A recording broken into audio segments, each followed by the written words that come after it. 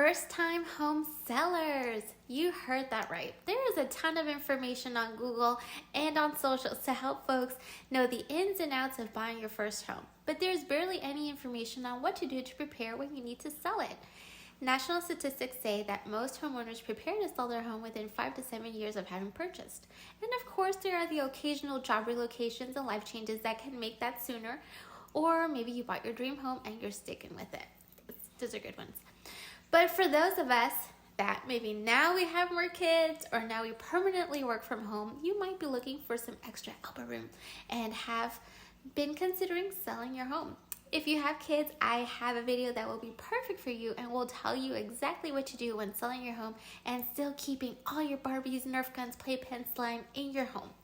We'll help you figure it all out how to stage it properly in no time. But keep watching, there is still great information in this video, so watch till the end. The most crucial pieces of information you must figure out before you're selling your home is where are you going to next, and would you be able to buy your next home without the need to sell your current home immediately? Let's tackle that first biggie. Where are you going to next? Knowing your timeline and logistics is key. If I were to do a great job, because I'm an awesome realtor, and get your home under contract tomorrow, in the state of Texas, you would actually need to be out of the home within about 30 days. Where would you go? Would you live with family or friends? Would you consider Airbnb, something short-term? Do you have a house in mind that you already are sort of wanting to put an offer on and buy at the same time? Are you wanting to build your next home? That can take a few months. Every situation is different, so we need to explore these paths together to see which one is the best for you and your family. Most agents might not ask you about your timeline. They may just be interested in putting up a sign on the front lawn and simply selling your house. However, I highly recommend hiring a realtor that has your best interests at heart and keeping in mind your desired timeline and results. I would hate to see you having sold your house really fast and have nowhere to go to next. Or on the flip side, what if the agent you hired didn't study your neighborhood and then find out that your community sells a little slower than others? And in your community in particular, the average days on market is about 60 days. So really what you need is about 60 to 90 days because of financing of a buffer to get your home sold and closed.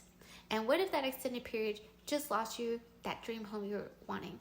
So I hope I didn't lose you there, but my point is laying all your cards out on the table with your realtor is pivotal. Second big question. I'm going to get a little in your personal space here, so I hope I may ask, would you be able to financially buy your next home without the need to sell your current home? What I'm saying is, would you have savings or a 401k that you can use to buy your next home and then sell your current home? This isn't an option for most, as the possibility of holding two mortgages can be daunting. However, it does alleviate the hard part of selling a home, the staging and the showings process.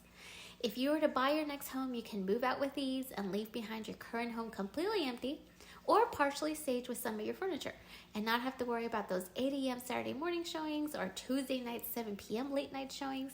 You wouldn't have to think about maintaining beds or bathrooms clean, every day tidying up just in case of that impromptu showing that might appear. Just tidy up upon moving out and let your realtor do their thing.